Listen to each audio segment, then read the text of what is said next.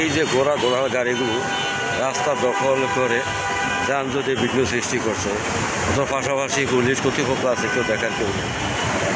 এইভাবে যদি যানজটে বিঘ্ন ঘটায় তাহলে কীভাবে গাড়িগুলো চলাফেরা করবে? এমনি ঢাকার শহর যানজটের শহর, এই যানজটের শহরে এইভাবে যে ঘোড়া রাস্তার পাশে রেখে যানজট সৃষ্টি করে চলাচলে বিঘ্ন ঘটায়, তার কর্তৃপক্ষ দেখেও কেন না কার বান করছে জানি না। তাই যথাযথ কর্তৃপক্ষের কাছে অনুরোধ, আপনি ব্যবস্থা গ্রহণ করুন।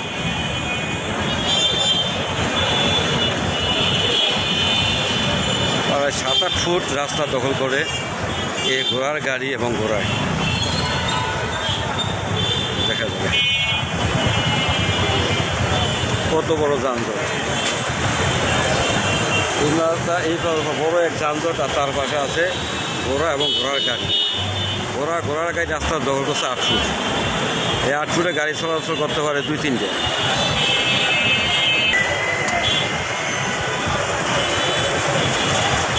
এদিকে ঘোড়ার গাড়ি,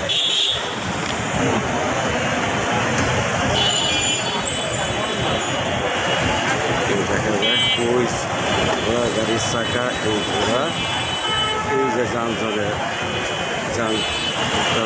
গাড়ি, কতটুকু ব্যবধানে গাড়িগুলো চলছে।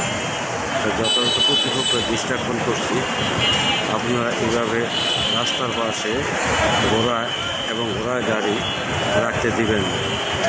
ঘোড়া এবং ঘোড়ার গাড়ি যদি না রাখে, এই জায়গাটুকু আর 2টা গাড়ি অনায়াসে চলাচল করতে পারে। এতে সামান্যটুকু হলেও যান চলাচলের সুবিধা হবে।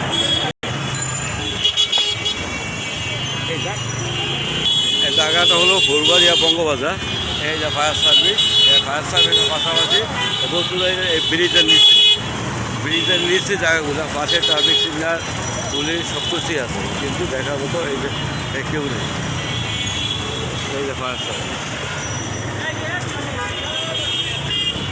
এই যে যানজটের অবস্থা।